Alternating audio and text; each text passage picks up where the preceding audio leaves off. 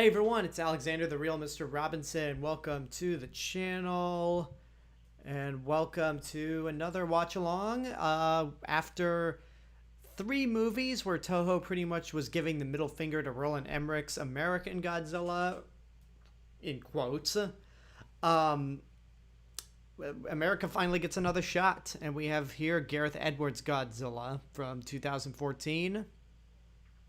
Y'all know this. It's the beginning of the Monsterverse. Yeah, it's the beginning of the Monsterverse. The first official American Godzilla film, since at this point we know that Roland Emmerich's film does not count as a Godzilla movie. But here we are. Want to just welcome everyone who's in the chat right now. All the familiar faces, and for those of you who are lurking during this live stream and not interacting with the chat, go ahead, do so. I encourage you to do it. For those of you who are watching this in post, I encourage you to join in next time or whenever you can. Even if you're not a fan of Godzilla, you could still treat this like just a standard Q&A if you want. Not much else going on.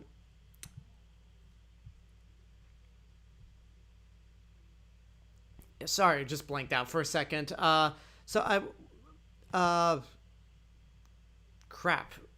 a stick. Okay.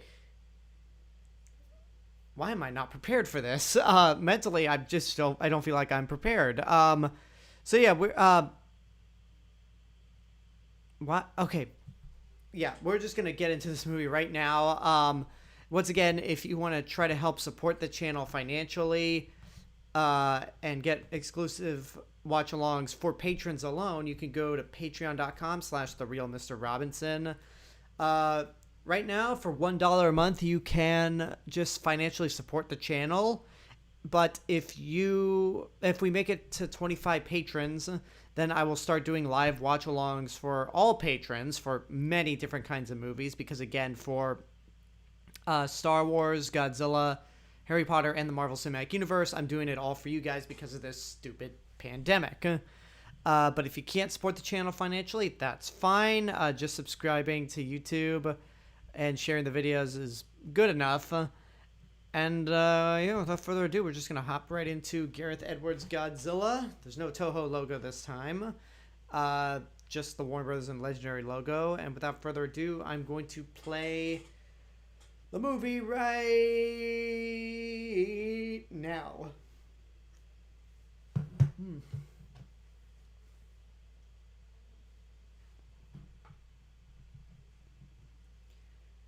Man, I remember, like,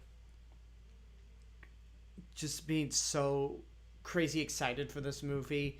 But I had kind of a horrible first time watching it because I had to sit in front of 2 college frat boys, and they just would not stop talking throughout the entire thing. And I saw this at my college town, Santa Cruz, so I just decided to move away from them into another row because it's like, look, I wait 10 years for a new Godzilla movie, and you dumb bastards are not going to ruin it for me. These opening credits are just amazing. I love the way these credits are depicted. And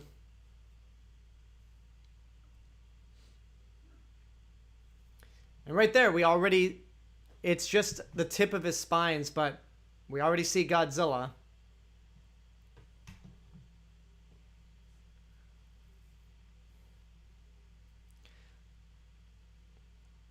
There's Sarah Haley Flynn, the unsung hero of the Marvel Cinematic Universe.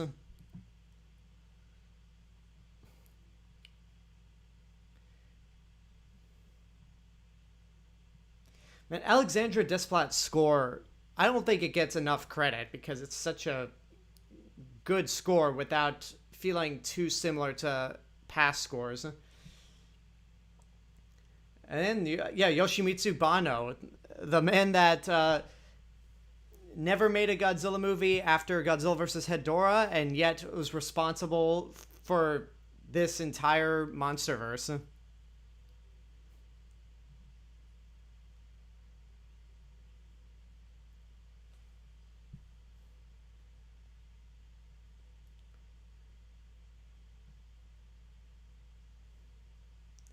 There's that same footage that was used in the Roland Emmerich movie.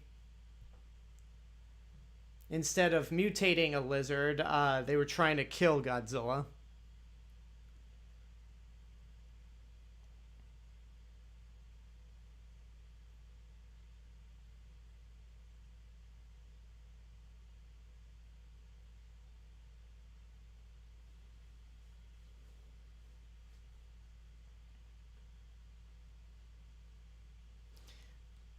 Do do do do do do do do do do.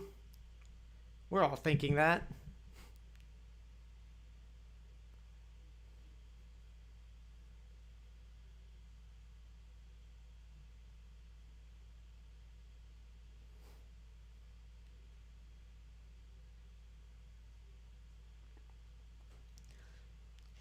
You know, it is like there's something sad that Ken Watanabe is the only Japanese actor that mainstream American audiences are familiar with, but I'm glad he's in this movie and in King of the Monsters because it would just felt weird if there was not a Japanese actor in one of these movies.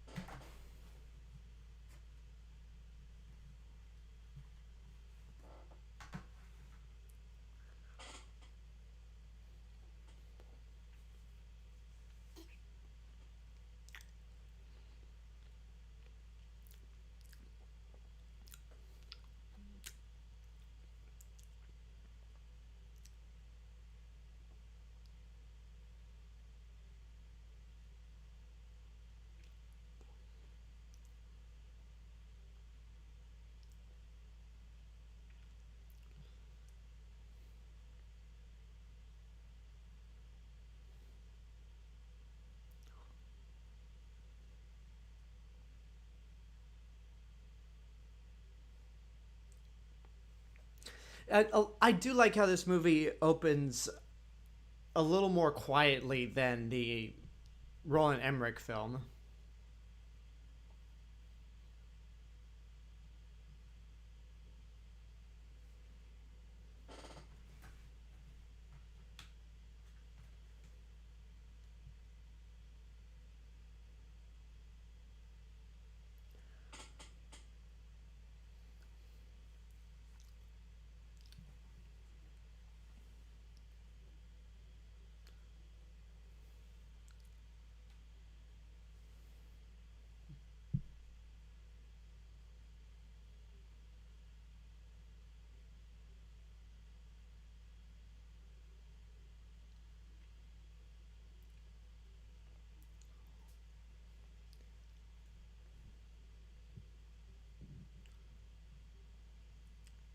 Oh, also another smart thing, uh, when handling a possible radioactive site, in Roland Emmerich's movie, they just go through the subway stations without any radioactive suits on.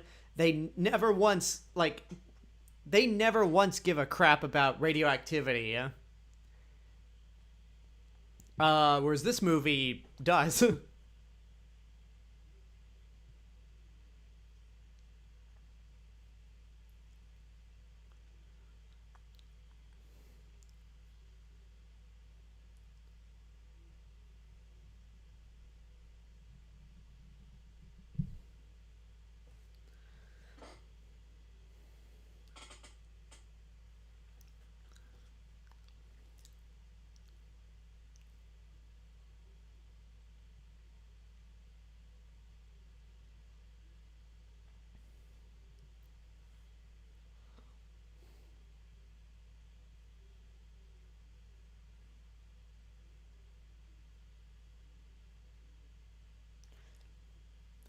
Oh yeah, another thing that this movie does better than Roland Emmerich's film is actually have moments set in Japan.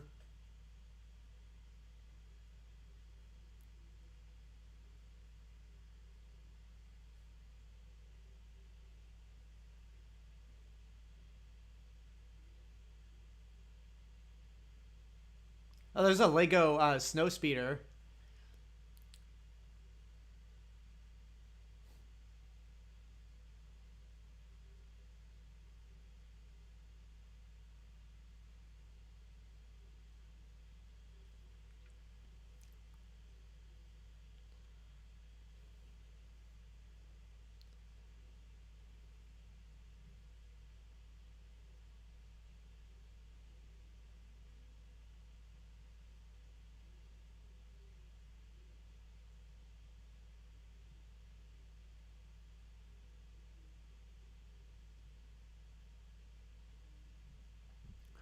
it is a shame that these two actors aren't in the movie enough.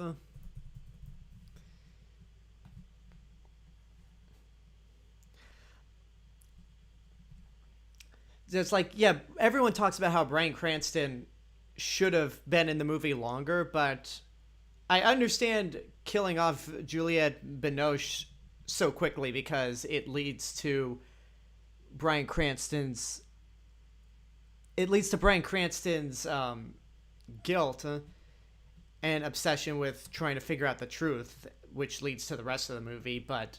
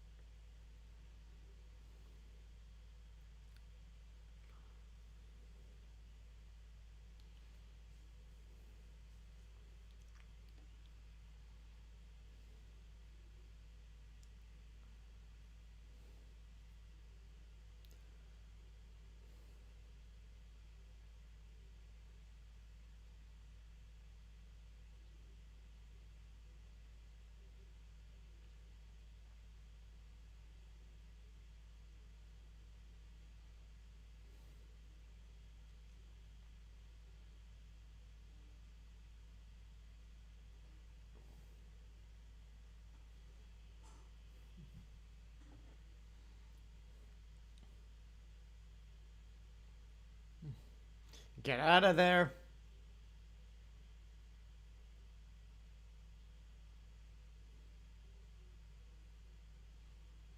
Okay, that line delivery was a little flat. Like, oh my god.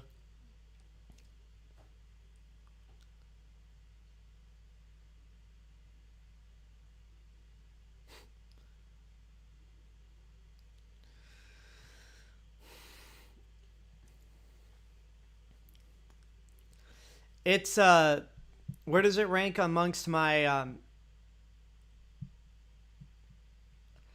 I rank it at number 10.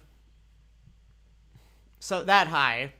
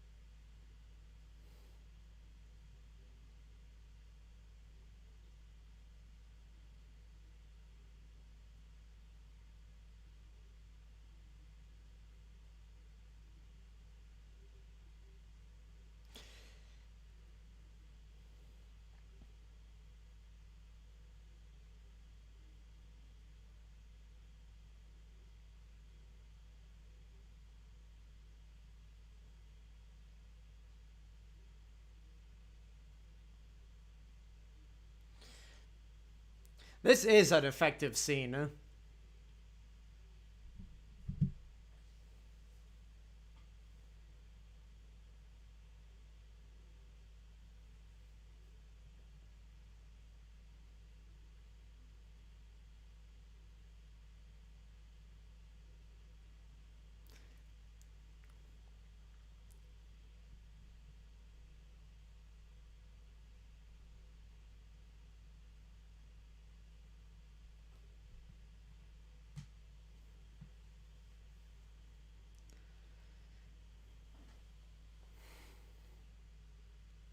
And they're right there. The fact that they just got there is rough.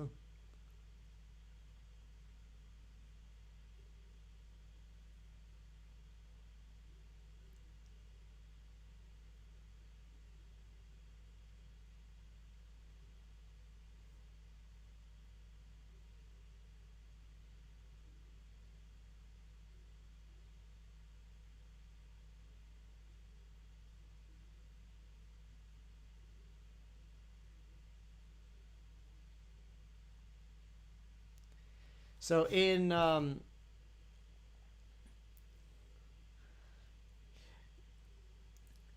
I know like Roland Emmerich's movie was meant to be more fun.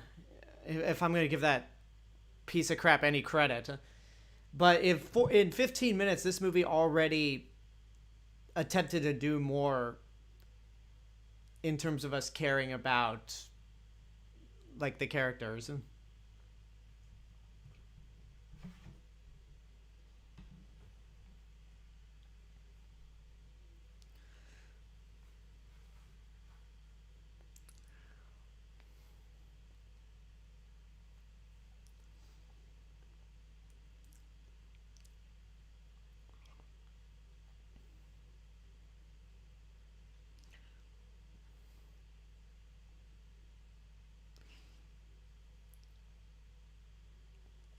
Like everyone gives like crap to Aaron Taylor Johnson, and he's not one of the strongest actors. He's not the strong. He's obviously not the strongest actor in this movie, but he does a good a job as you can do with a role like this.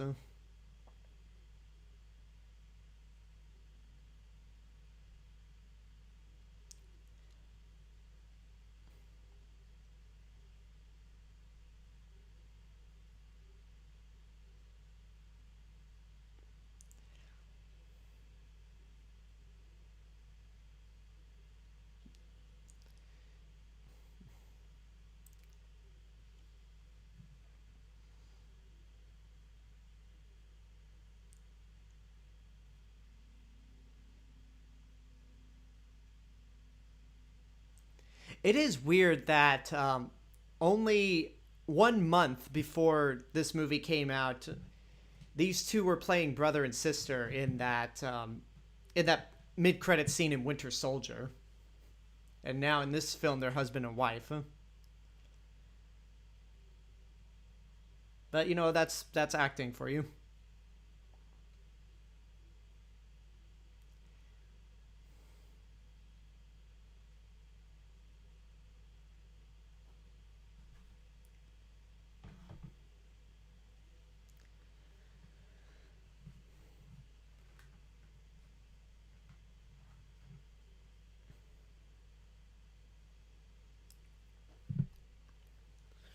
And also I like that there's no bullshit like they don't bullshit with the romantic stuff at all.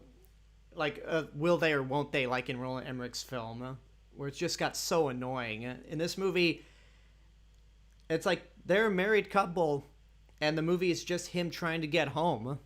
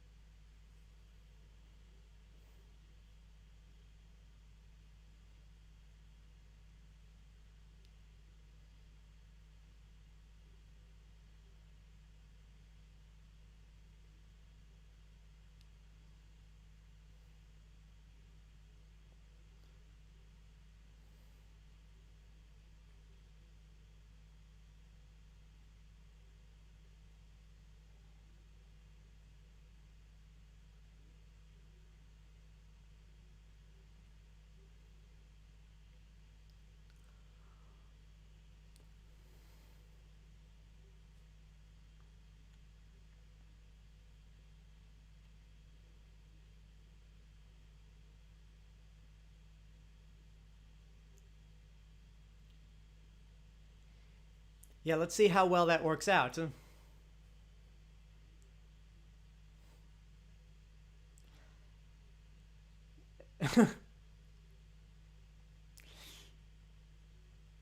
Now we're in Tokyo. I think there was a, if I'm correct, I think there was a deleted scene, like the deleted scene where Akira Takarada has a cameo was when uh, Ford arrives in Japan at the airport.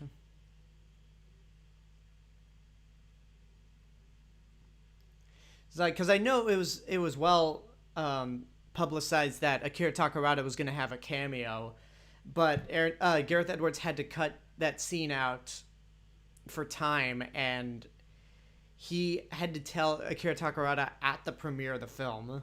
So that must suck to have to tell him that at the premiere.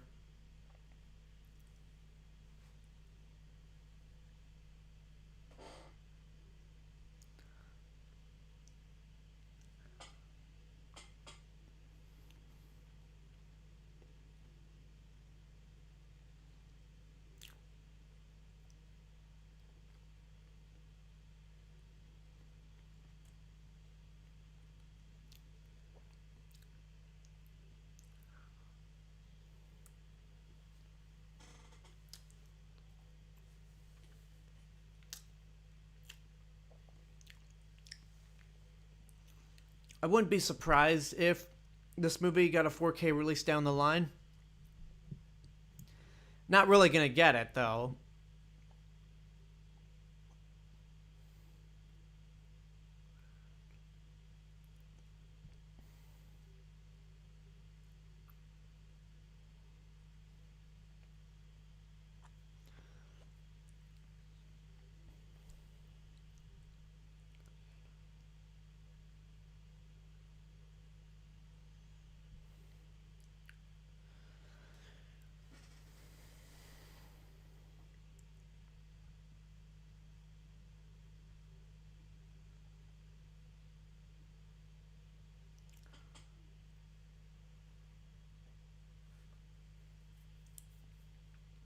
You know, a really smart thing this movie would have done.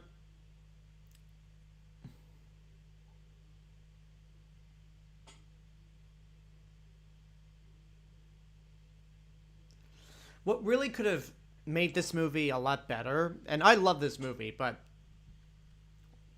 this movie would have been a lot better if Bryan Cranston not only had lived throughout most of it, but if they had kind of built the mending of a relationship between a father and son.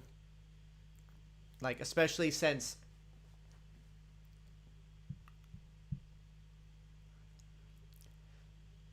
it's like they start, because in this movie, like they definitely have some rough patches, and it would be nice if he stayed alive long enough for them to kind of make amends, or at least survive to the end of the film. I don't know if he was still filming the final season of Breaking Bad for him not to be in this movie long enough, but I do agree with everyone that it was a mistake to kill him off so soon.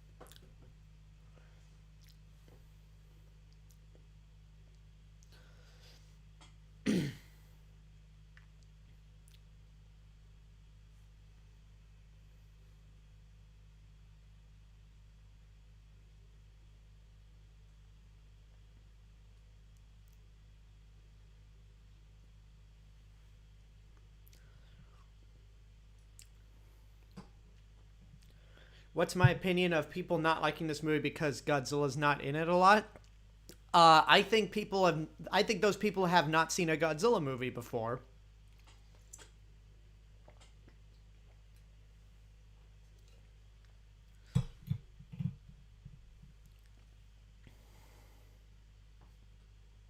Now, but in some people, in the defense of some people, um,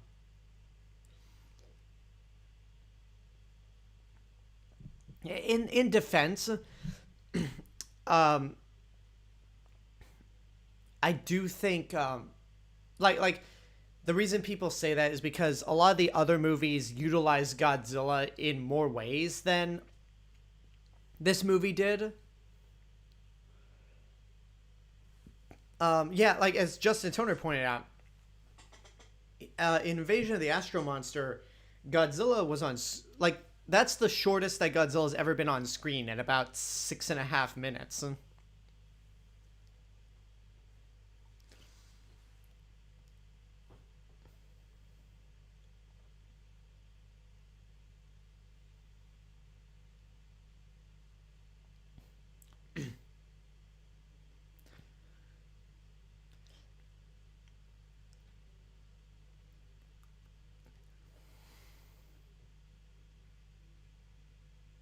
Yeah, this score is just so good. Yeah, like again, like in Invasion of the Astro Monster, he that's the movie where he's on screen the least amount of time, but that's one of my favorite Godzilla movies also.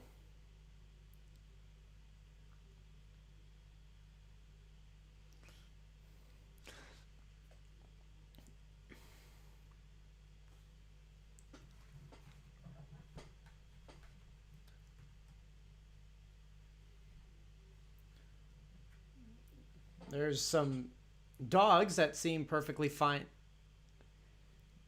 Dogs that seem perfectly fine with the radiation, unless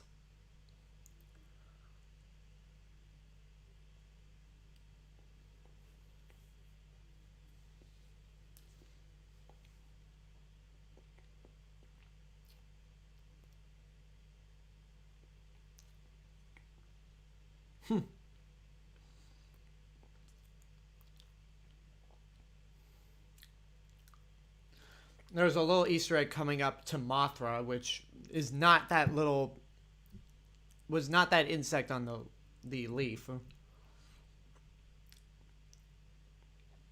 Right. It's coming up.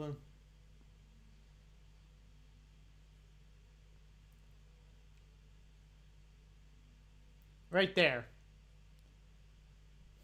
Like the that little insect tank, it had a little sticker on it that said moth, which was covering up a black sticker that said Ra on it. So Mothra.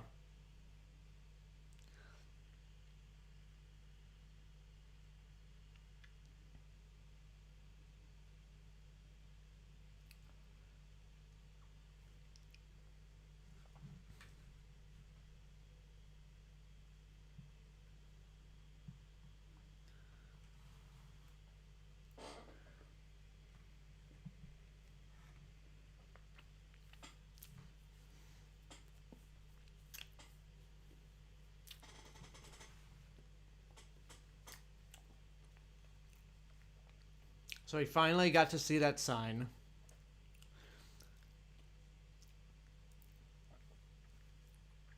Yeah, I really do admire this movie for being a little more quiet and calm than most than other blockbusters. I mean, 2014.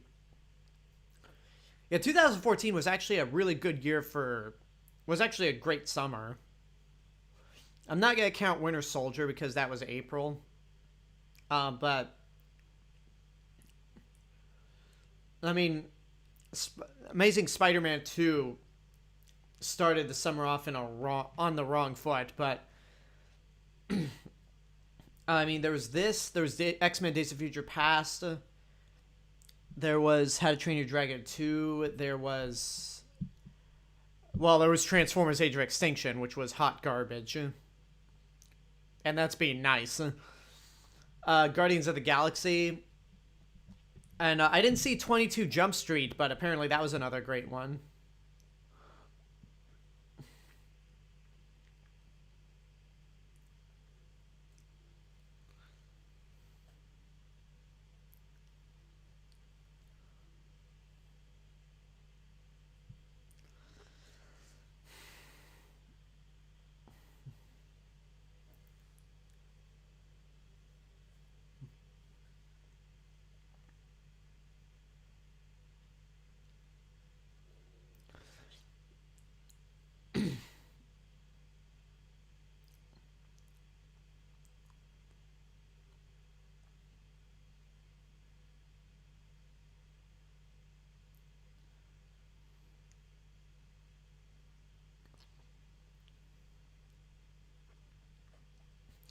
I hope in Godzilla versus Kong there are some scenes that, like, I know Godzilla's rampage through Tokyo a lot, but it would be appropriate. I feel like it would be good if in Godzilla versus Kong, the big final battle, whatever it is in Tokyo, or at least in Japan.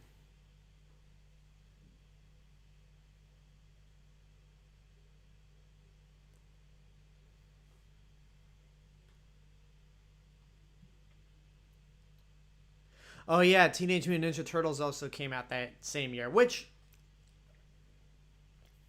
it was bad, but wasn't terrible either. No, I'm sorry. Let me rephrase that. It wasn't good, but it wasn't awful like Transformers.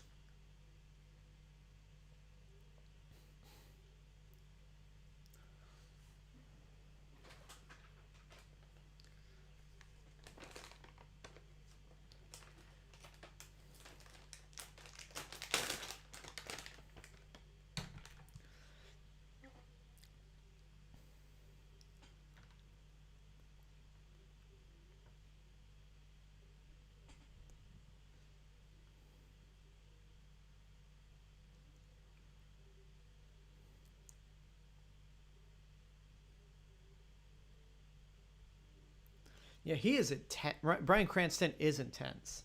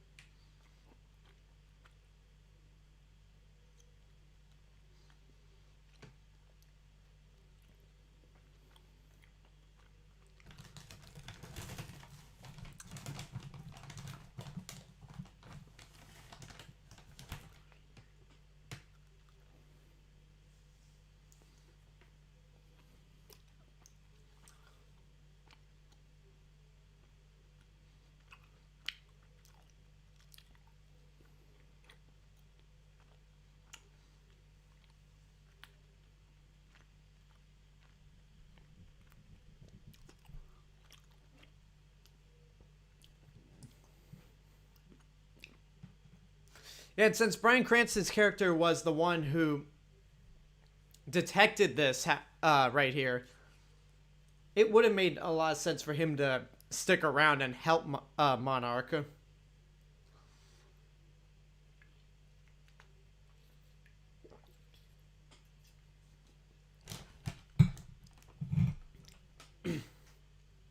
But here's what I feel like, if I'm going to go down the route of, if I made the movie, this is what I would have done.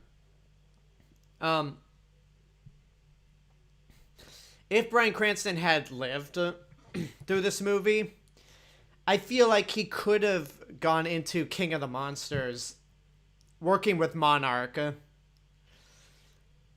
to kind of help them detect more like monster communication. But that, again, that's just me.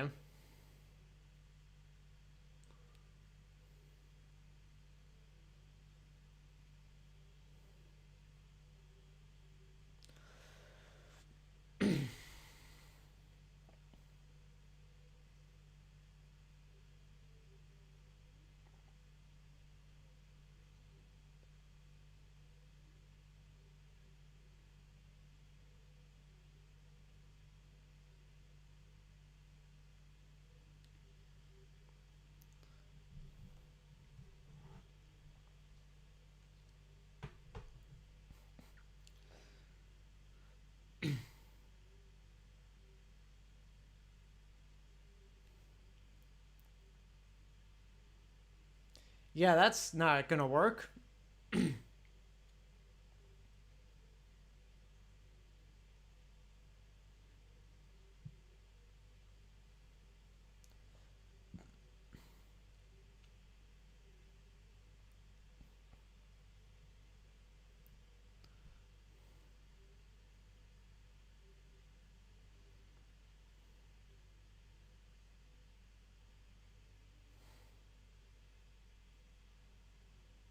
Gross.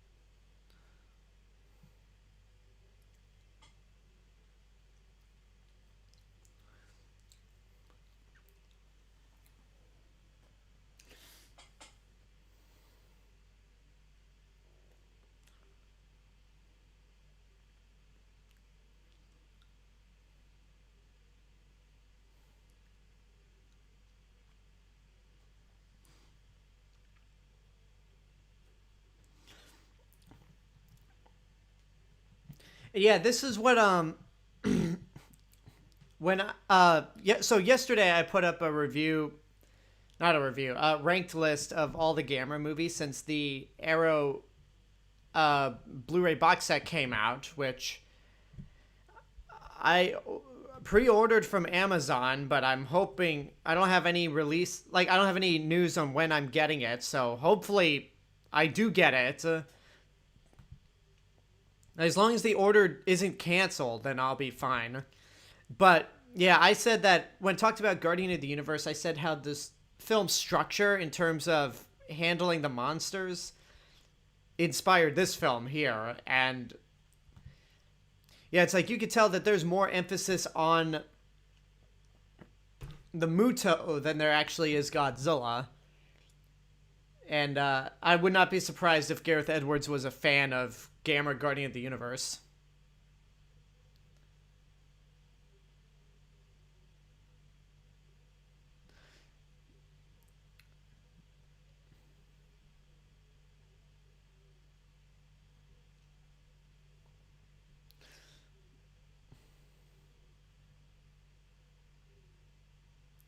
Oh, that poor guy.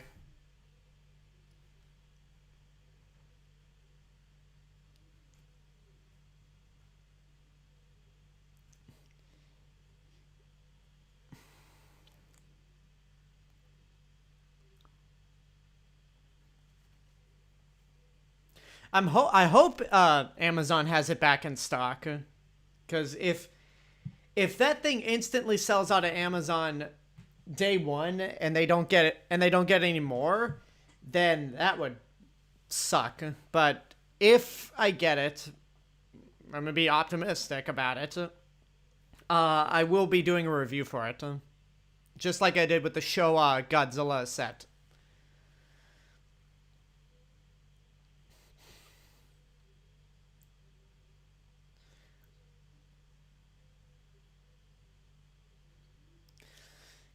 Yeah, there's just a lot in this movie that's very unconventional for other blockbusters. And a lot of people criticize this movie for that, but I don't know, it's surprising. And there's a lot of this movie that I truly admire.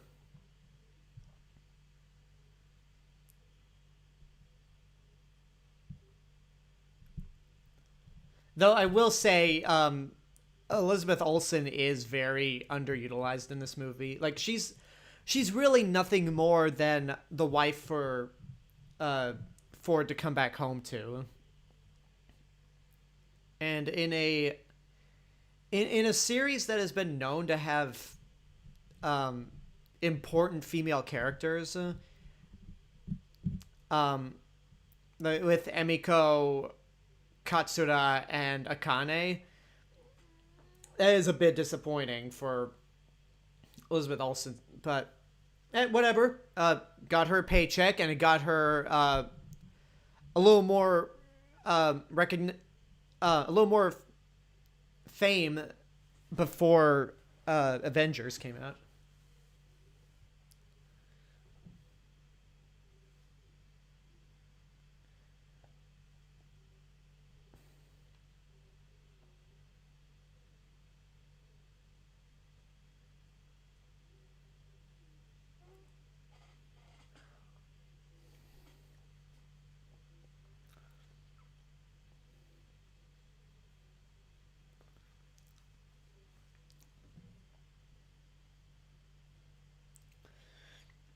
I think what's more irritating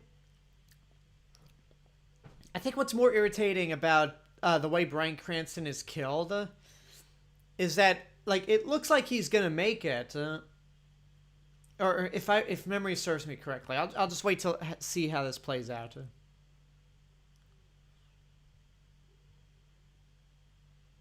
Oh no, they got the heartbeat.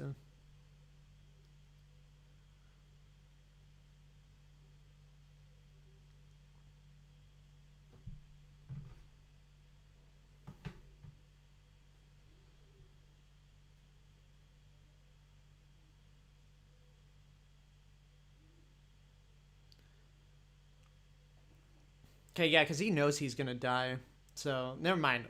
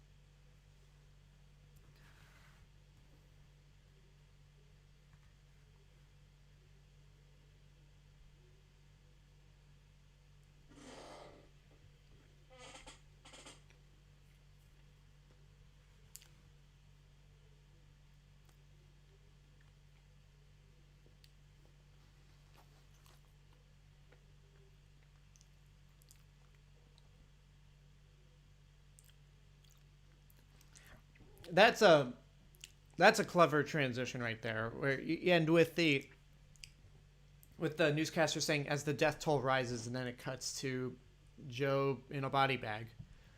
Yeah, it sucks that they killed Bryan Cranston so quickly in this movie, but I don't agree that the rest of the movie goes downhill after that.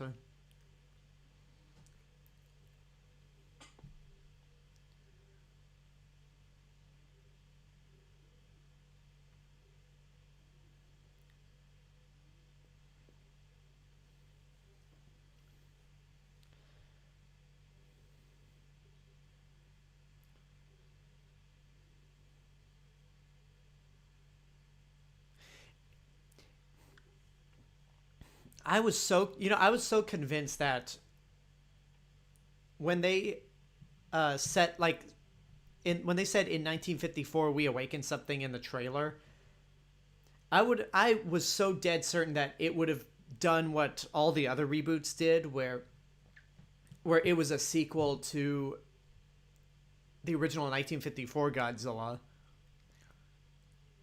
But I'm happy it's not.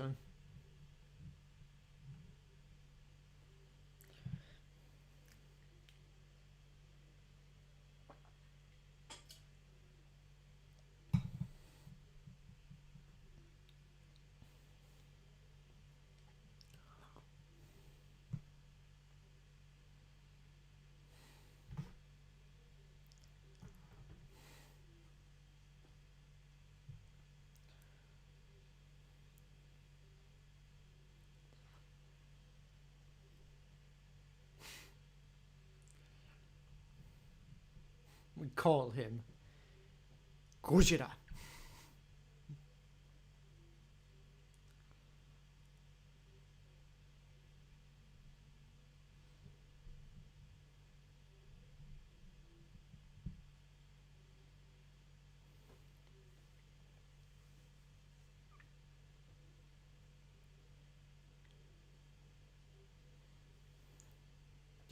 The one thing I am kind of concerned about. I mean, we've had two American Godzilla films in this series. And King of the Monsters definitely has a more lighter tone than this film.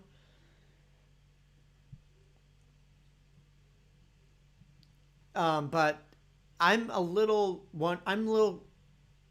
concerned how they're gonna mix this Godzilla and Kong together. Because this movie and to an extent King of the Monsters are definitely more serious than Kong Skull Island. So it'll be interesting to see how those tones collide.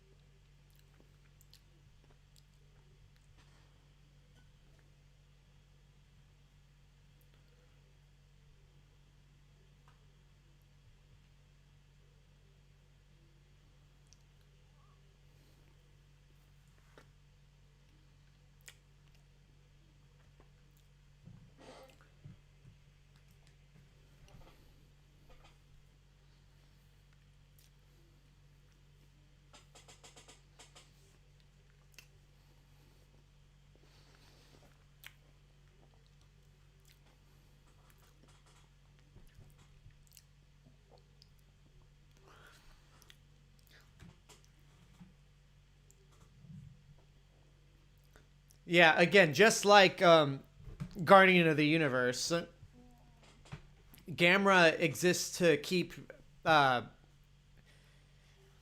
to keep things in check. And if the Gauss get too out of hand, he has to take them out. Similar to Godzilla in this movie with the Muto.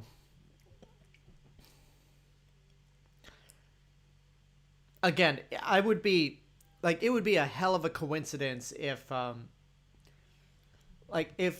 Gareth Edwards wasn't inspired by Guardian of the Universe, then it's got to be a coincidence.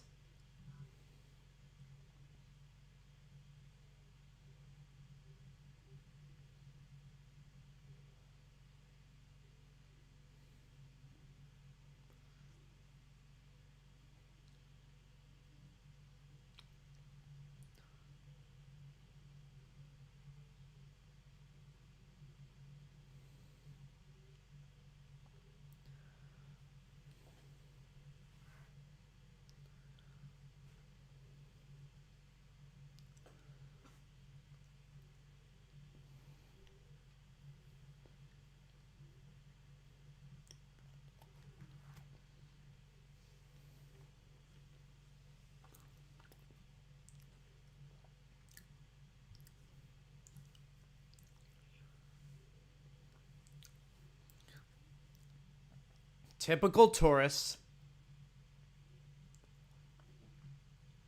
with their Hawaiian shirts and their little flower necklaces.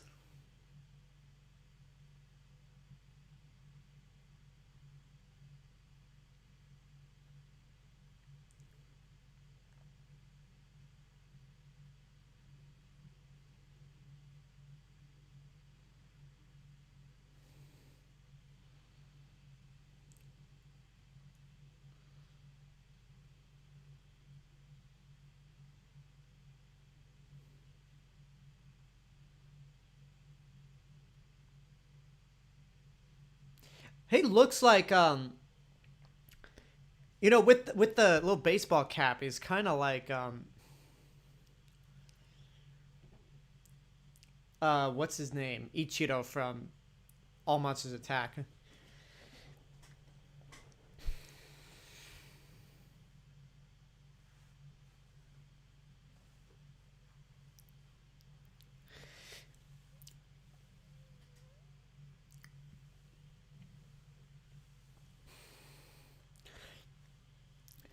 Yeah, I've heard that Gareth Edwards definitely was influenced by Spielberg's method of filmmaking back in the 70s. I mean, right down to the point where um,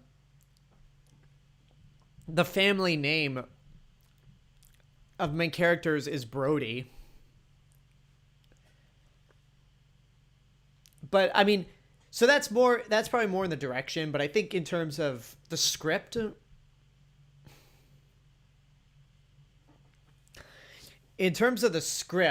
I think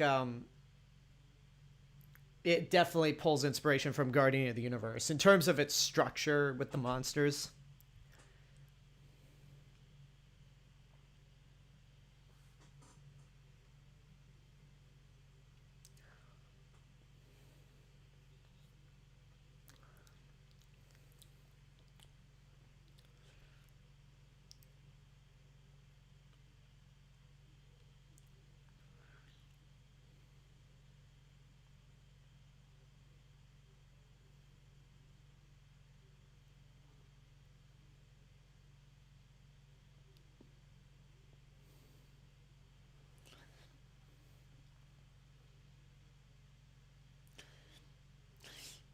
And again, like the Mutos only like want to reproduce, just like Gauss in Guardian of the Universe.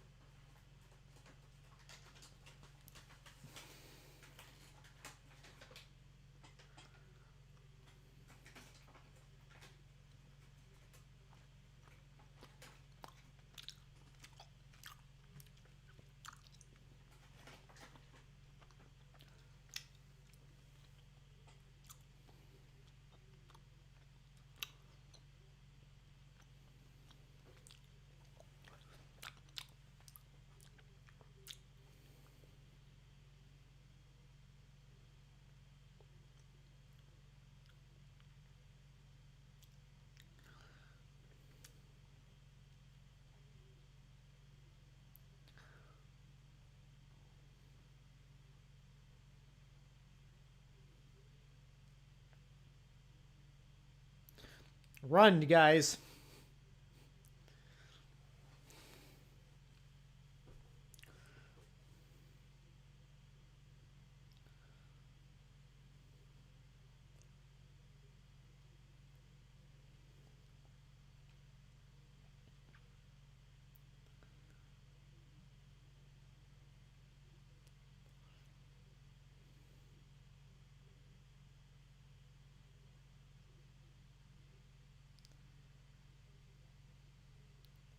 Yeah, a little longer than 10 seconds.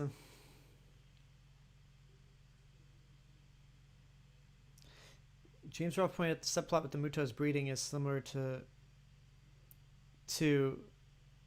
no, no. The plot with the Mutos reproducing is not like in Roland Emmerich's Godzilla. Again, it's more like Guardian of the Universe.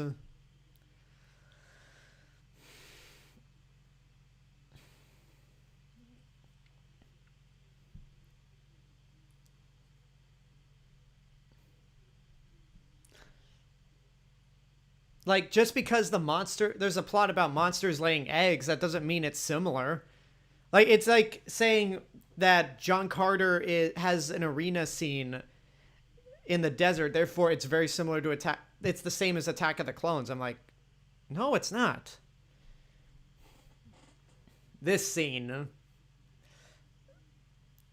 like, this is still my favorite introduction to Godzilla.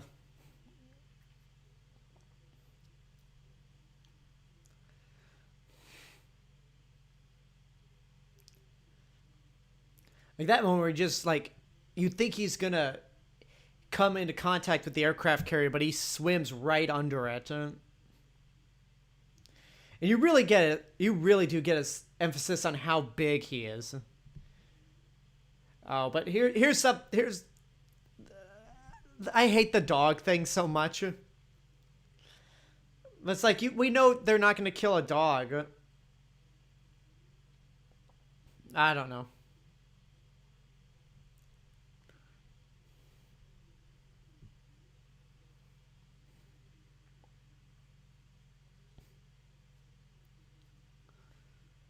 Oh, those poor people. Perfect timing.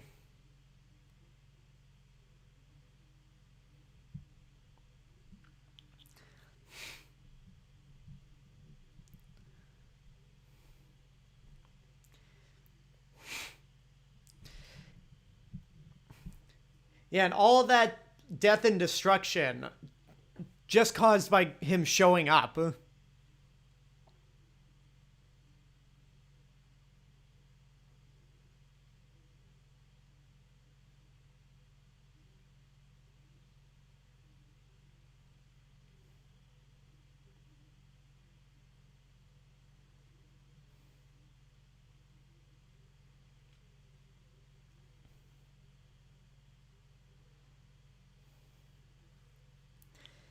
Then that moment where he's like, he's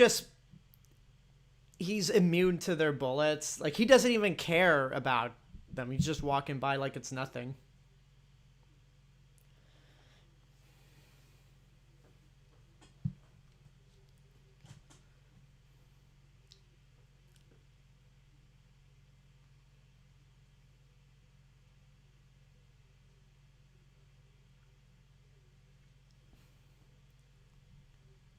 I mean, it's longer than 10 seconds, but hey, it's back.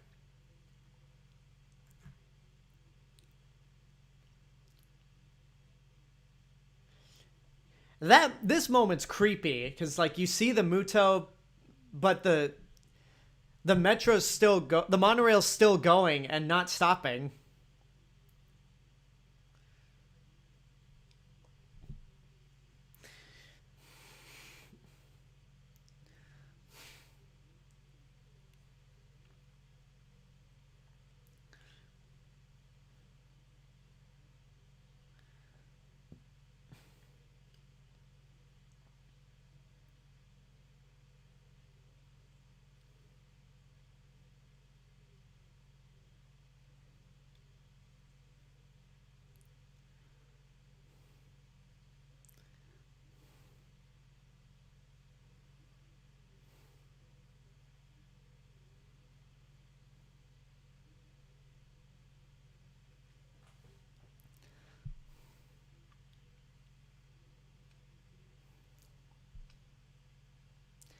You know, I will say though, that shot doesn't make a whole lot of sense because you would have had to seen Godzilla. Like, there's no way like he just appeared out of thin air.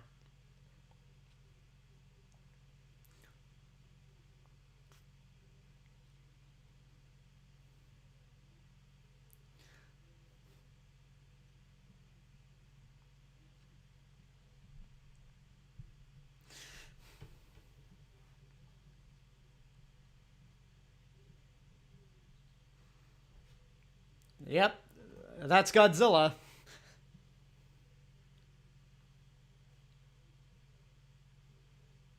Oh no, he cut away. Bad movie. One of my I don't know how long ago this was, but all three directors Gareth Edwards, Jordan Vogt Roberts, and Michael Dougherty did like Twitter watch-alongs. They basically took over, I think, the legendary Twitter account.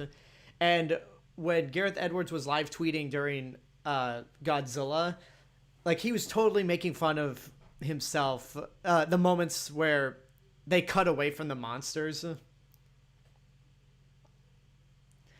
Like it's good to know that Gareth Edwards does have a sense of humor. But again, this is very similar. It's very similar to Gamera Guardian of the Universe, where Gamera shows up to try to fight the enemy monster, but the fight doesn't really happen. I mean, we got to see a fight even in this movie, even if it was through the TV. But in Guardian of the Universe, like Gamera just shows up, the Gauss book it, and then Gamera follows them. There's not even a fight in that movie. But again, these two, whether it's Gareth Edwards or Max Borenstein, the screenwriter, there's no doubt inspiration. There's no doubt that Guardian of the Universe was an inspiration for this movie.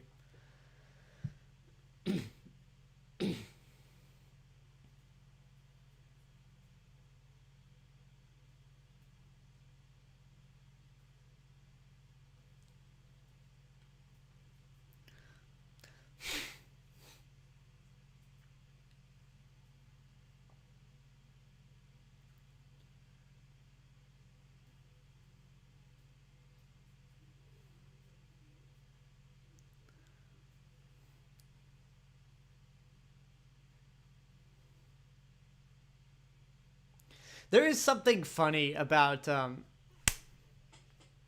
yes, finally killed it. There's a fly flying around that's bugging me.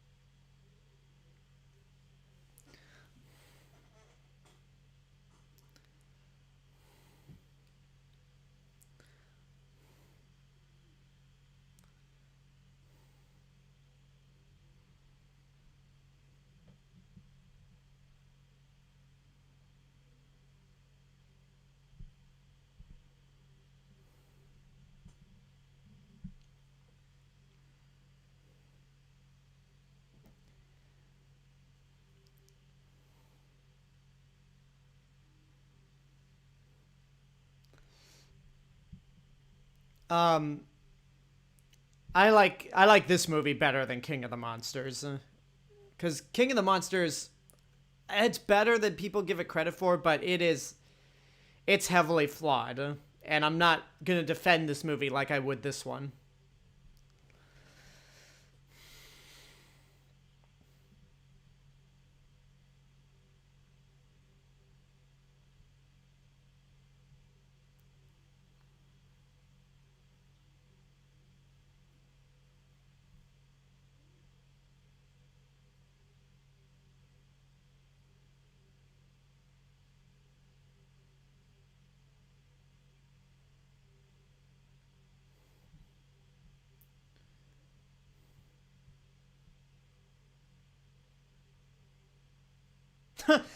the way the way the camera pans to the side after that soldier says hey and everyone turns around simultaneously, uh that had, I know it's not supposed to be a funny scene, but the timing had to be comedic.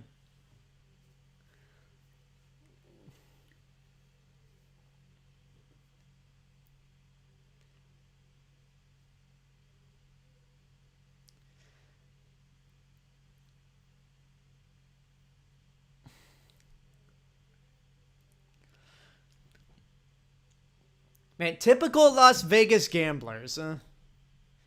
They can't they're so focused with winning money that they don't even pay attention to the fact that there's problems out in the world.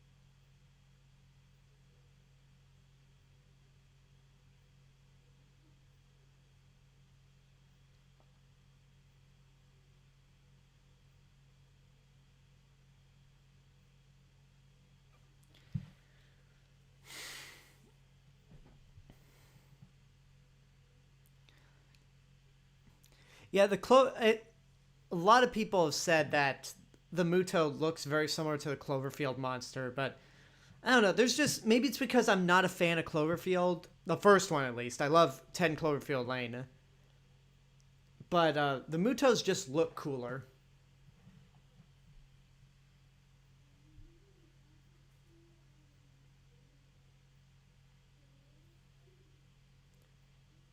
They just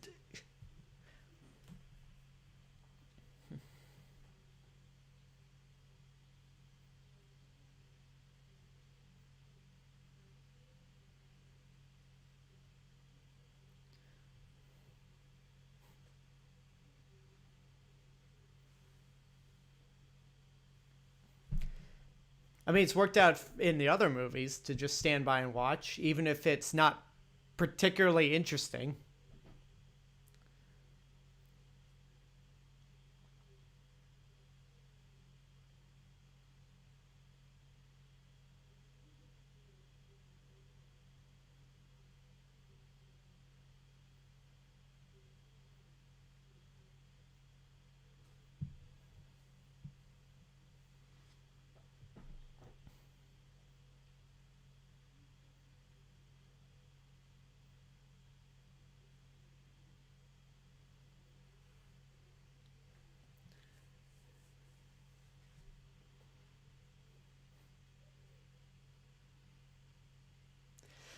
See, a lot of people when it comes to Roland Emmerich's movie, uh, I think it was Ruhio Kitamura and Shogo Tomiyama that said that that movie pretty much took the god out of Godzilla.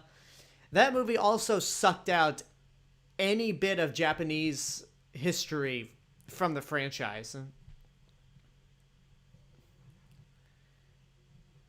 And this movie definitely brings it back. Not only having an actual Japanese actor as part of the cast, not only having scenes take place in Japan, but having um, sort of addressing the nuclear problem with the Hiroshima bombings.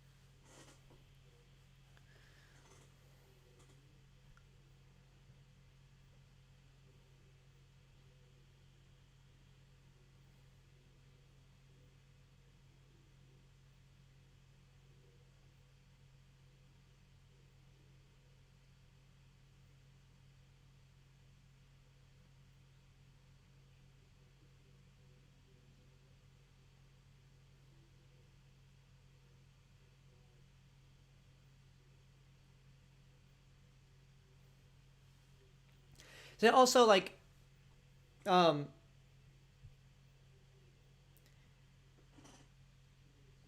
yeah, another good thing about Aaron Taylor Johnson is that like he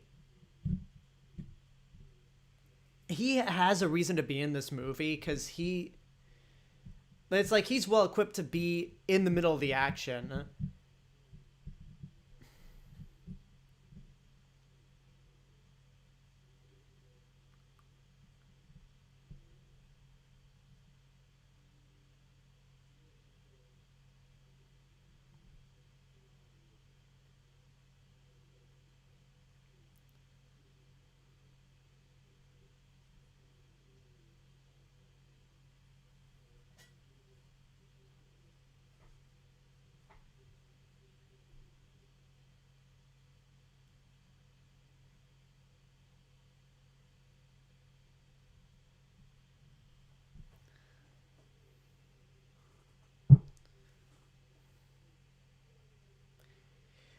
Justin Toner, it's funny you say that, nod to the origins of the original Godzilla film, because though the bombings of Hiroshima and Nagasaki were very important, especially to Ishiro Honda, it was more the Lucky Dragon number 5 incident with the hydrogen bomb in March of 1954 that was the inspiration for Godzilla more than the Hiroshima and Nagasaki bombings.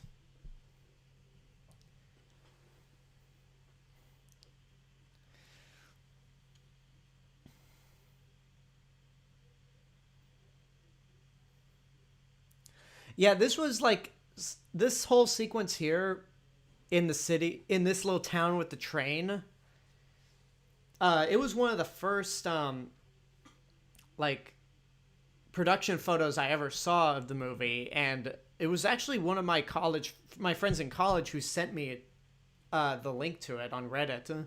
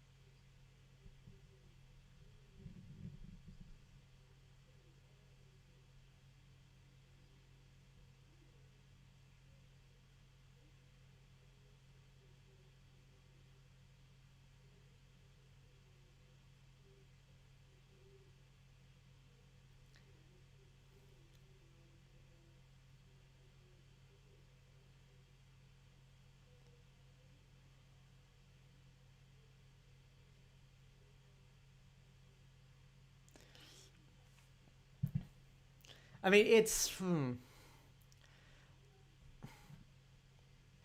like there's I do have mixed feelings on this plan to with like to with the bomb.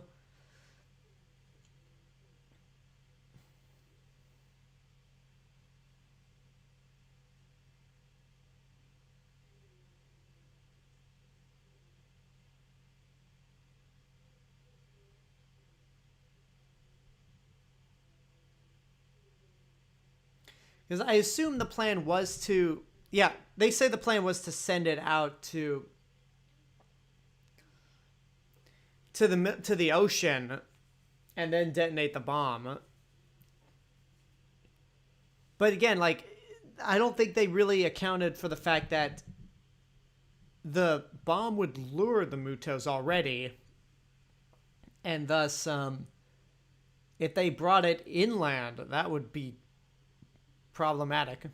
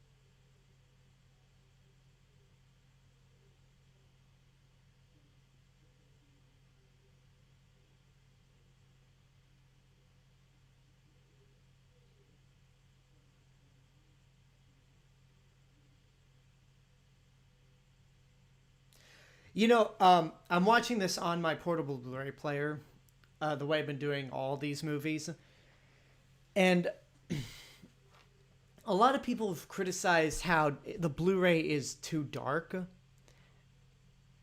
and that's true. But I think it's only dark depending on like what TV you watch it on, because I've seen it on several other TVs. Whoa. And it looked pretty good on the other TVs, but here in the board with the portable Blu-ray player, it does. There are points where it does look a little dark. I mean, we'll see. I'll see how it looks when the final battle starts.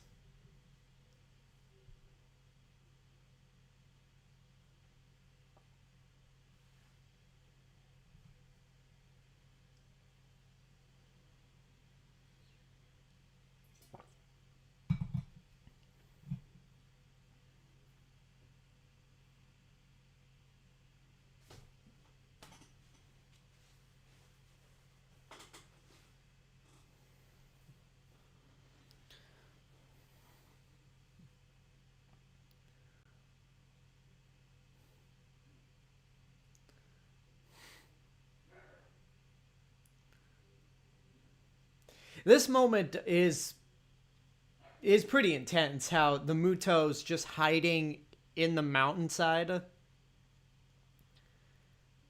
like it was sleeping or something, and then this moment here where it's under like it walks right underneath them, and the sound design is fantastic.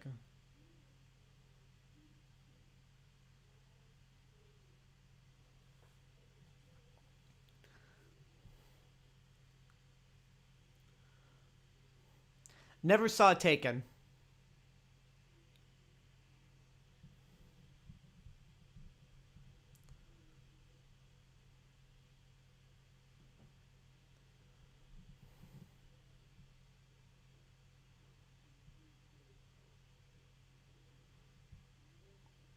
Yeah, that's a pregnant stomach or an egg pouch.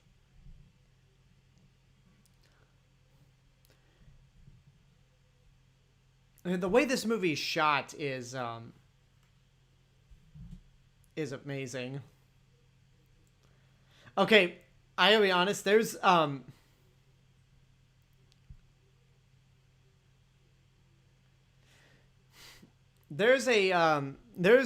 clip on YouTube of that shot where the like an edited shot of the train coming out of the tunnel from the darkness that just killed me with laughter, and I'm gonna put it in the chat right now because like I saw that clip about a month after I saw the movie, and it just killed me.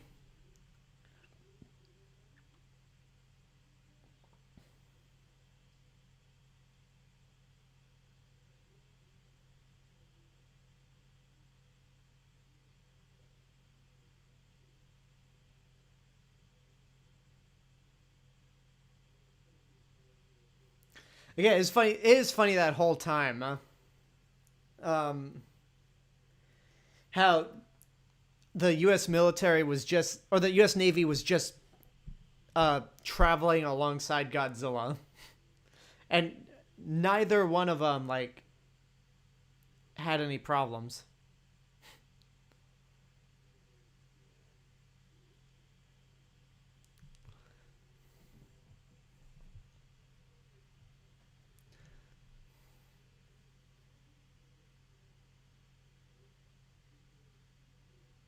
That shot and the way it zooms in on Ford, that's very reminiscent of Predator, or it just reminded me of Predator.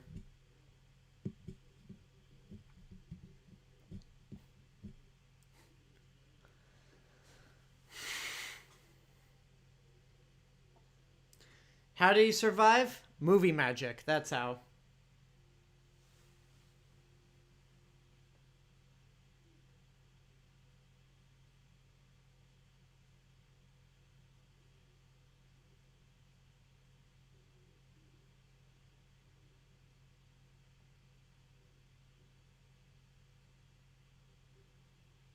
Yeah, there's a lot of weird, interesting transitions between, like with dialogue to other scenes. Like, like after that scene with the bridge, and Ford's in the water, you hear the line "He's going under," but it cuts to the Navy where Godzilla's disappearing, and then you hear that soldier shout out "Medic!" Then we cut to the hospital.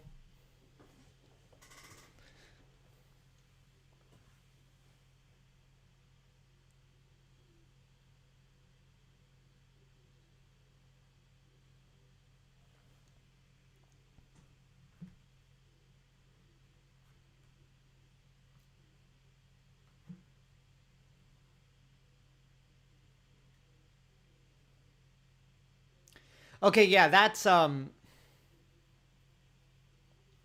yeah, that's their plan, and it sounds. I mean, it would sound like a smart plan, except for the fallout.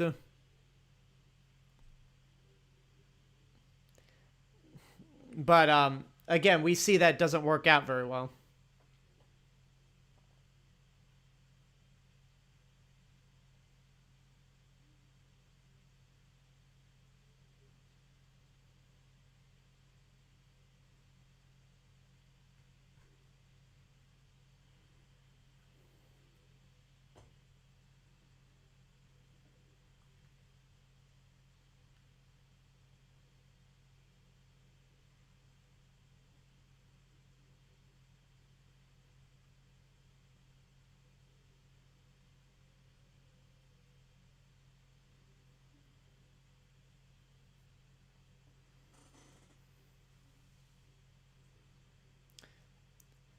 That is a fast-moving bus.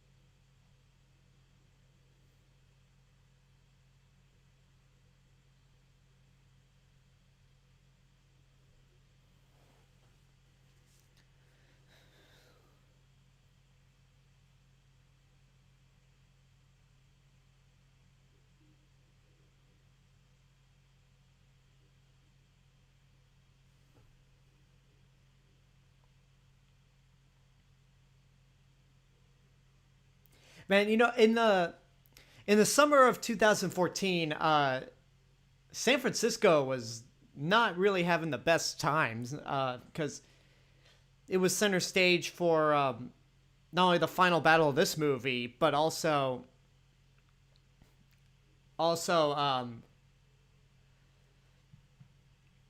the it was the setting for Dawn of the Planet of the Apes.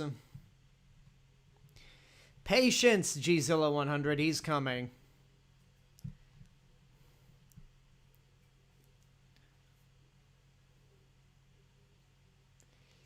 Yeah, that's gonna cost. That's property damage. Just running over that railing.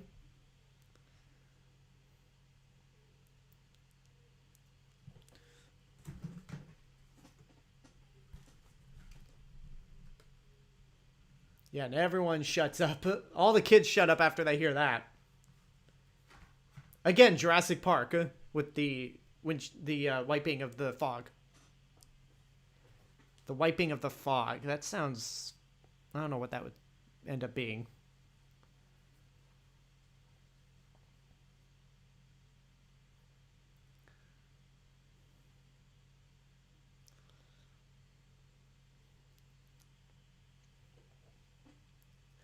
Oh yeah, there's something that I like about this moment because it looks like a shot straight out of Roland Emmerich's film.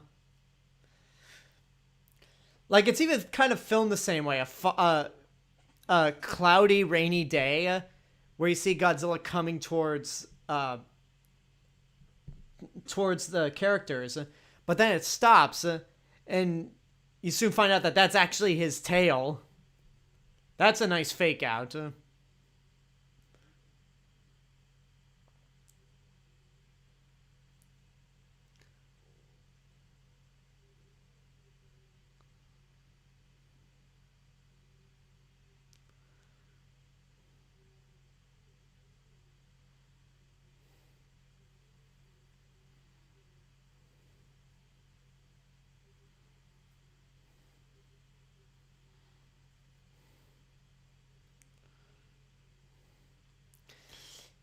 Yeah, the bridge, after that, the bridge should have started collapsing.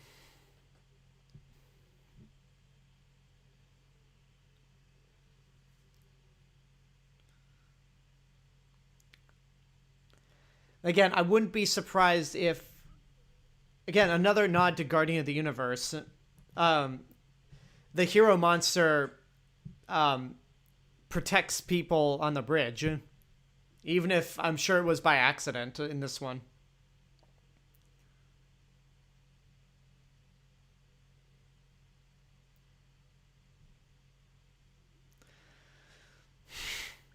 And yeah, remember Roland Emmerich, how he killed his monster with just missiles? But yeah, they're gonna throw everything they have at Godzilla, and he's just more irritated.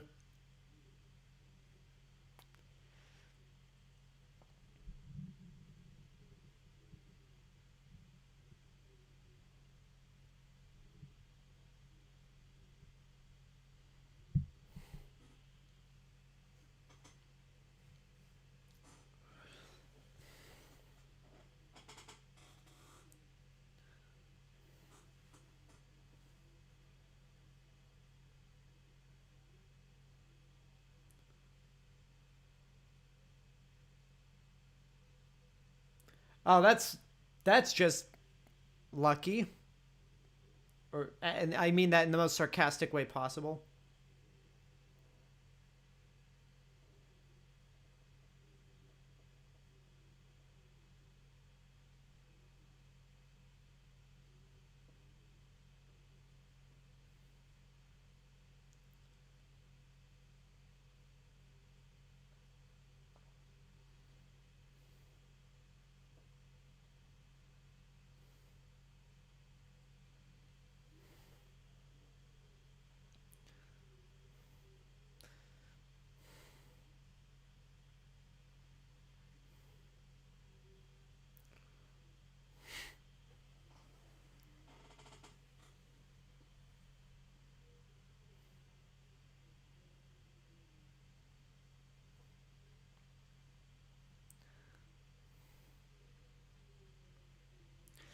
Yeah, the cinematography in this movie is just outstanding.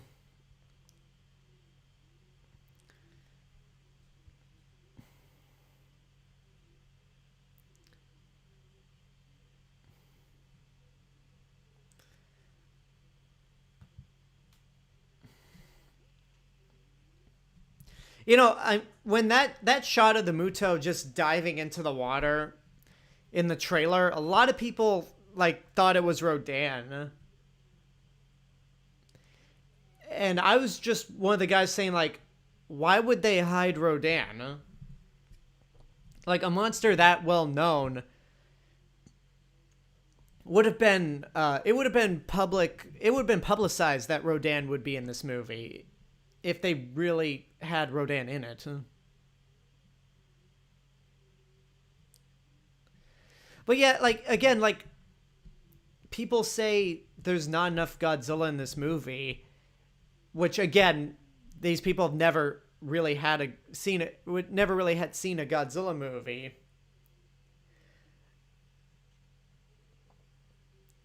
Um but you still get a lot of monster action with the Mutos. Like the movie does not cop out in terms of monster action.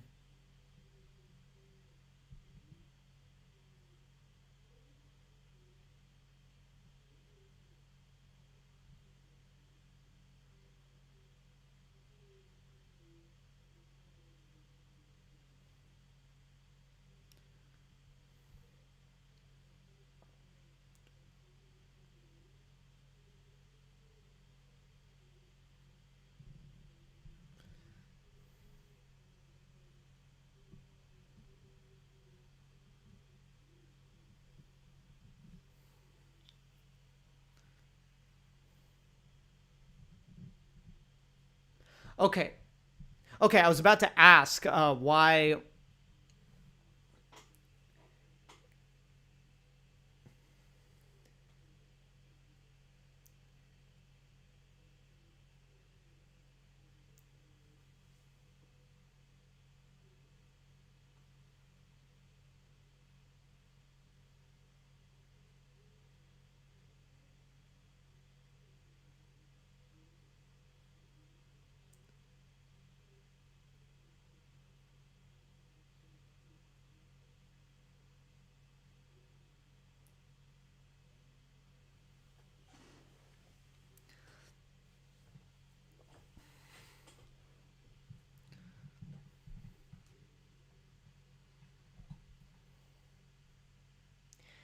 Yeah, the Halo drop coming up. They made such a big deal about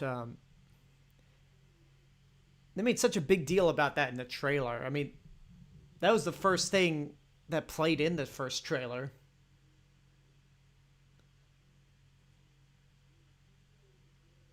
And I was about to ask, like, why couldn't they just go in, like, approach inland? But then they just explained it. I'm like, oh, okay.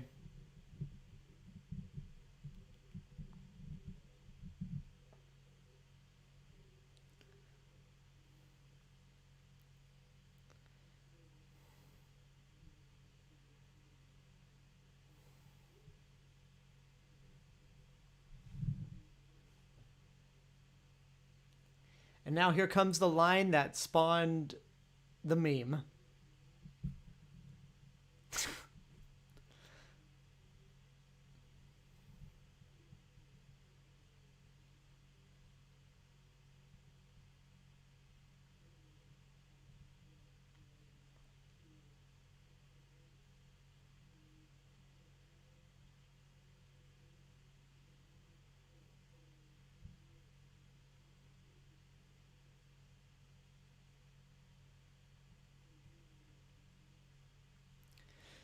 So, in order for that shot to work, Godzilla must have come out from the ocean. And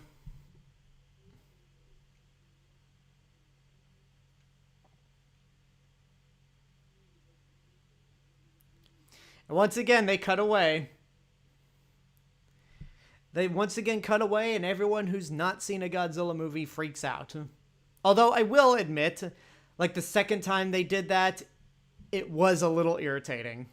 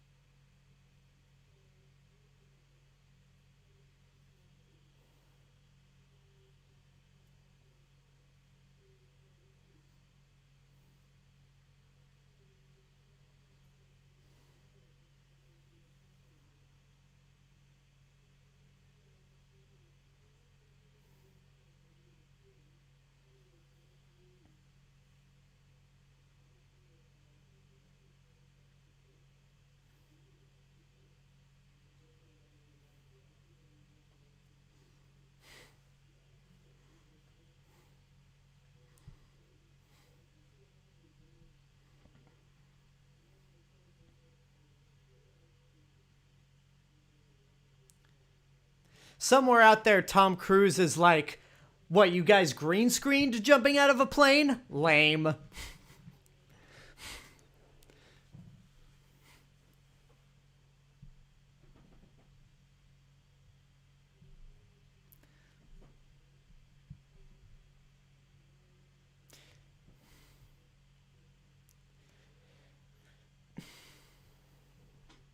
This is such a great moment, even if they just show the whole thing in the trailer.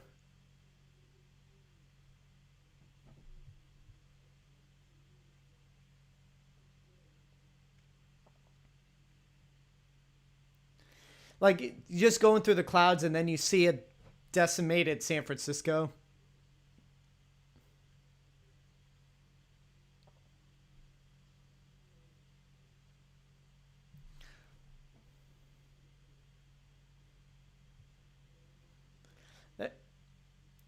There's not even any sound when Godzilla and the male are fighting each other.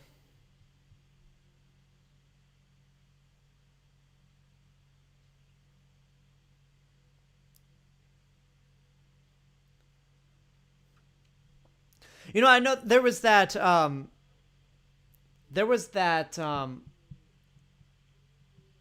was it? There was that like free to play like game where it was like a first person shooter um that took place in this section of the film.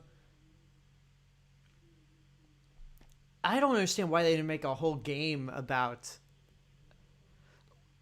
like, I know when you make a Godzilla game, you want to play as Godzilla and the monsters. You don't really want to play as the human characters, but I feel like if they were to make a game about this, they could have done what they did with Peter Jackson's King Kong, where it's like you switch between the human characters and then you switch over to Godzilla.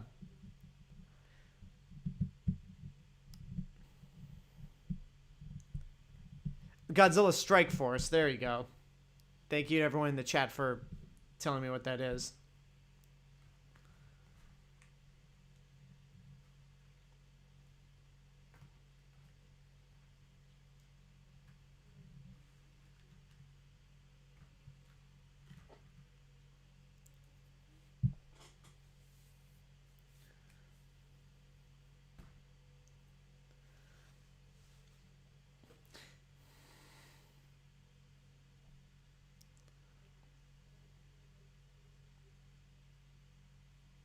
That's gross.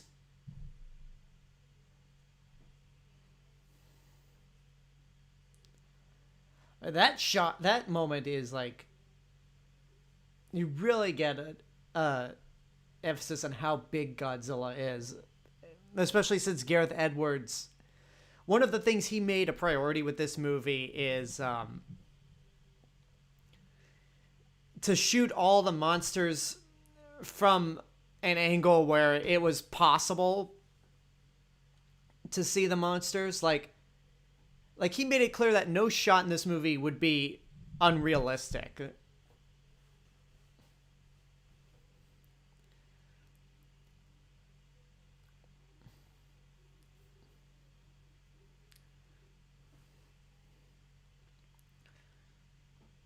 Okay, yeah, on the portable Blu-ray player, it doesn't look too dark.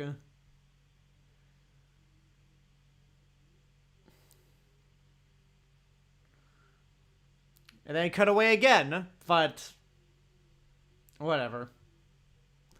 Like, the monster action you do get when you see it is awesome, so I'm not complaining. And plus, this is much better than just watching a bunch of human characters stand on a roof watching the monsters fight.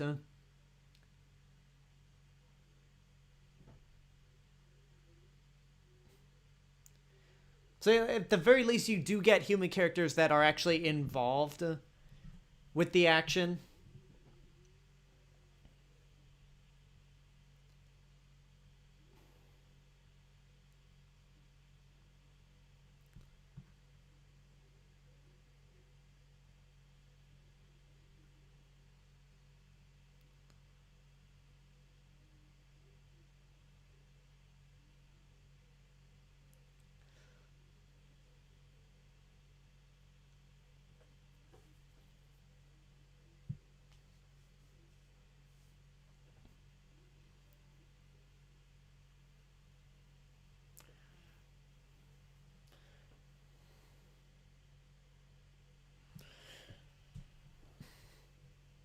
Sorry, there's another fly here, and it's a much bigger one this time.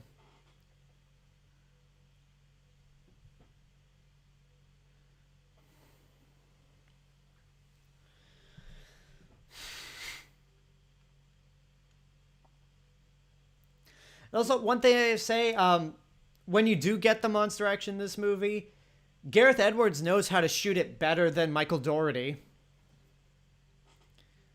Because all the monster shots are... I mean, there's some close-ups where you get the human perspective. But, like, this shot right here, like it's far, it's at a distance, and you could see everything.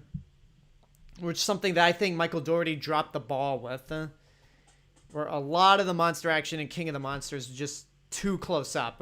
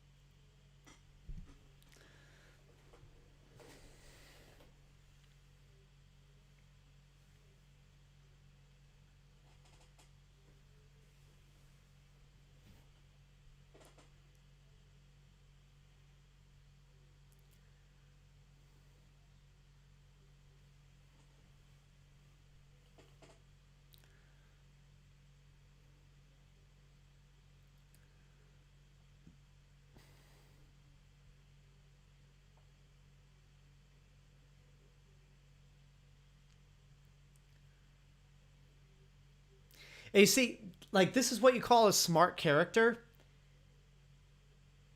Where it's like, they got the bomb. They got what they came for. But he's going back in to take care of the nest. Like, this shot right here, like, it's from the perspective... That shot right there you saw was from the perspective of inside a building. And these shots, like, they're all from the perspective of the soldiers. That's what I mean by, like, Gareth Edwards wanted every shot in this movie to make sense. I mean, I'm fine with some of the more, I'm fine with the way Michael Dougherty shot King of the Monsters. I'm fine with the way all the other Godzilla movies are shot, but it's moments like that that just makes this movie a little more unique in terms of filmmaking. Which, of course, would get eclipsed by Friday's movie.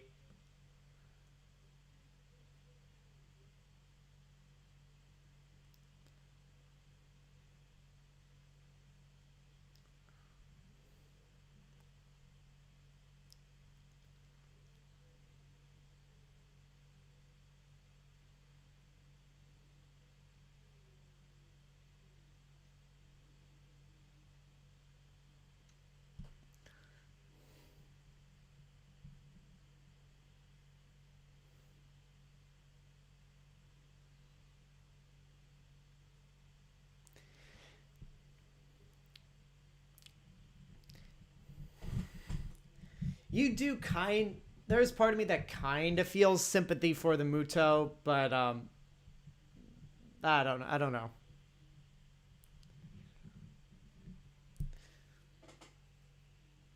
Okay, this part coming up. Like the second I saw a little bit of blue, I may have gotten overexcited at this moment right here coming up.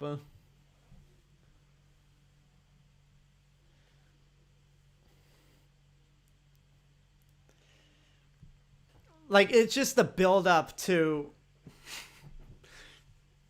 Godzilla's atomic breath. That normally shouldn't be that exciting. But I mean, there's always that moment in every movie where you're anticipating his atomic breath. And especially considering that Roland Emmerich, his monster did not have atomic breath at all. Seeing Godzilla fire the atomic breath was just like, was that definite insurance that, yeah, they got it right this time.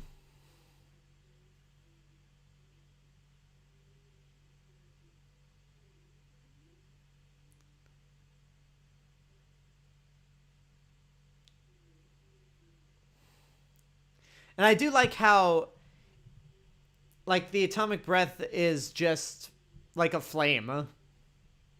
Like, it's just a stream of radiation more than just, like, a laser.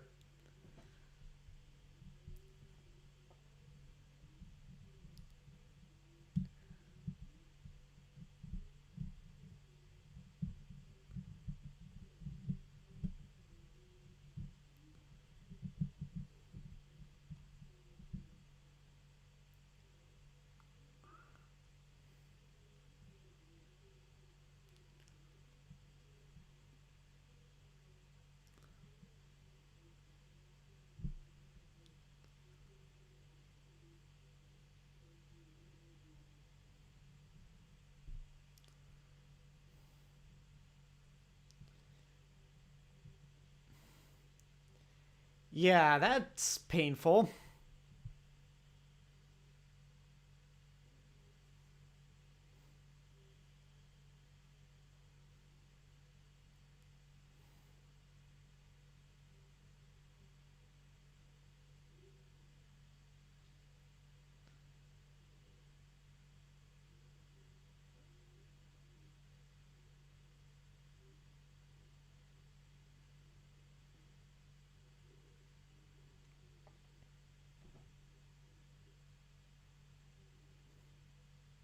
It's amazing that all those people that weren't actually in the subway um, shelters that they managed to survive all this.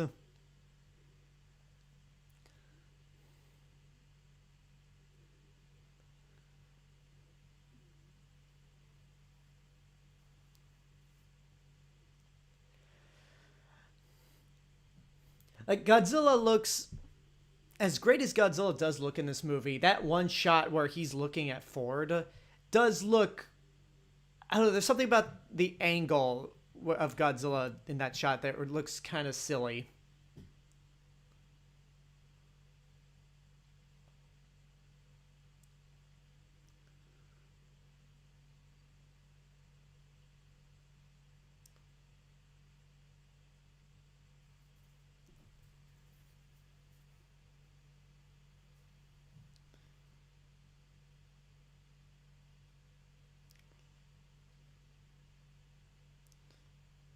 Yeah, y'all are dead.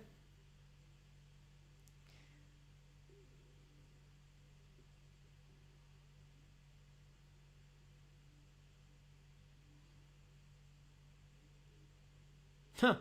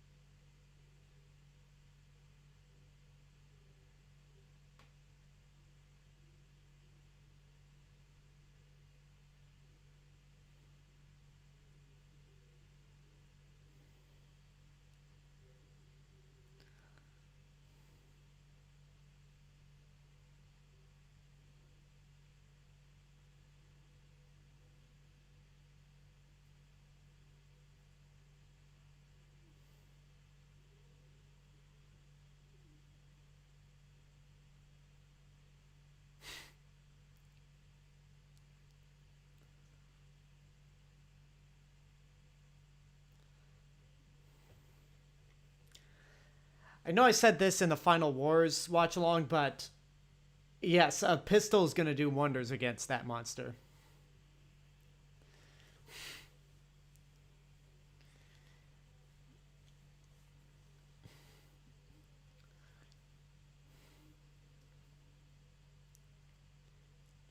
And the reaction that that got was just like amazing.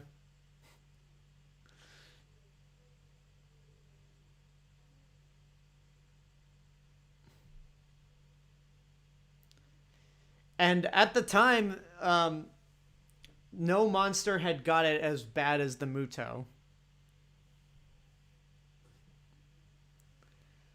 Like at the time, I said that Godzilla has not killed any monster as badly as with that Muto, and I'd even say that Muto got it worse than Orga just because, like you see the Muto's neck crumble, and then it gets decapitated.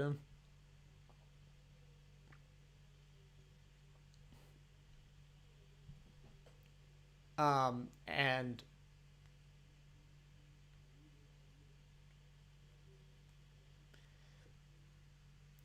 yeah, and again, there hasn't been a monster that got it as bad or worse until King of the Monsters, which we'll get to in 2 weeks. God, we're almost done.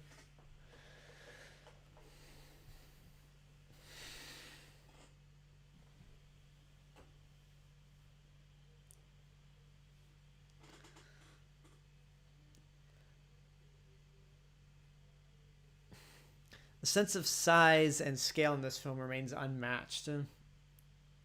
I mean, that's one of the great things about Rogue One that Gareth Edwards would end up doing next, is that he brought that sense of scale and size they used for this movie to Rogue One, and I think it works just as well as in this movie.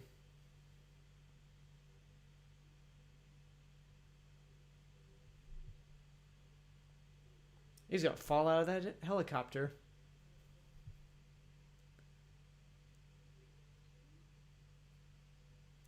All that fallout is gonna head straight to the city. But whatever.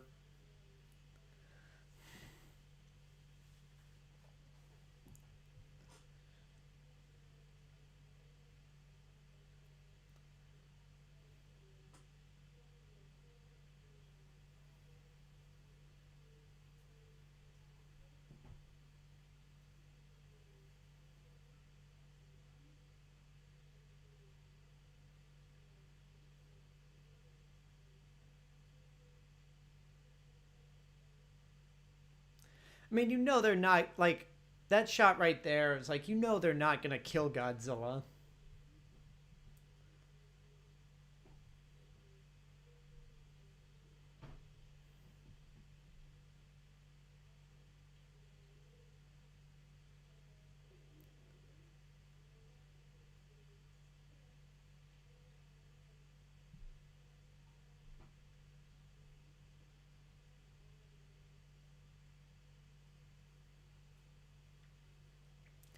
I also like how the movie doesn't really end with like a big triumphant yay. Like it more focuses on trying to get back to get like these families being reunited and having to fix the aftermath caused by the final battle.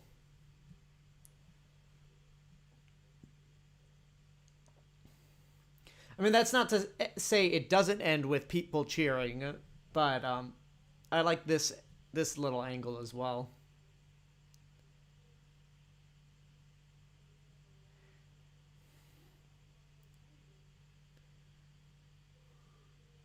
Of course he wasn't dead.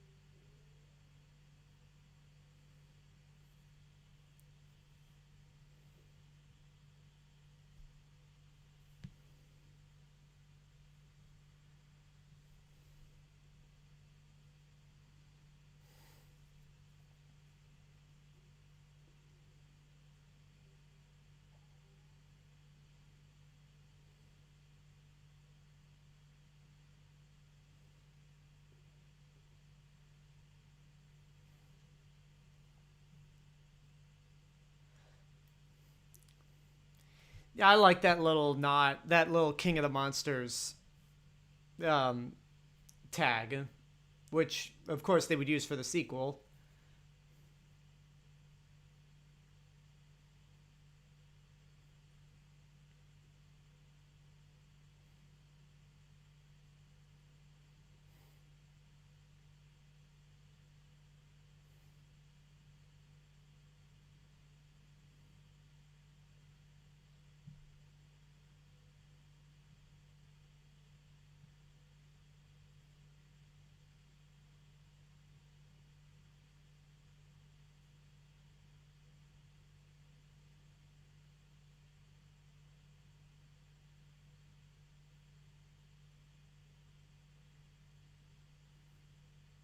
And yeah, that's it.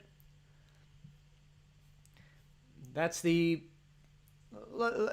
first American Godzilla. Let's not kid ourselves, because I think everyone's well past the point where they accept that Roland Emmerich's movie doesn't count. Yeah, it's still... Goddamn fly. It's still... Oh, I grounded it. It still remains my favorite...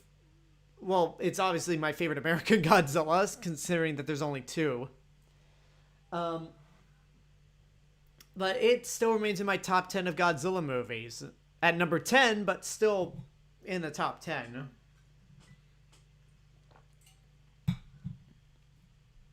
Yeah, unlike King of the Monsters, there's no credit scene. But yeah, that was a good movie. So yeah, Friday is going to be the great Godzilla movie. And the best Godzilla movie since 1964, and one of the best films of the decade, hands down. The last decade, Shin Godzilla. So, yeah, thank you guys for tuning in to this live watch-along for Gareth Edwards' Godzilla. Hope you enjoyed it. For those of you who are watching this in post, I hope you can join in next time. I hope you can join in live, but I hope you enjoyed it in post regardless. And if y'all like what I'm doing with the channel, you want to help support financially, patreon.com/TheRealMrRobinson. For $1 a month, you are able to help the channel financially. And once I hit 25 patrons, I will start doing live watch-alongs exclusively for you guys, since I'm handling Godzilla, the Marvel Cinematic Universe, Star Wars, and Harry Potter. All for YouTube, all for non-patrons due to the pandemic that is ongoing. If you can't support the channel financially, that's fine, no sweat. Subscribing to YouTube and just being a viewer helps completely. And yeah, again, Friday is going to be Shin Godzilla. And until then, this is the real Mr. Robinson telling you there's only one.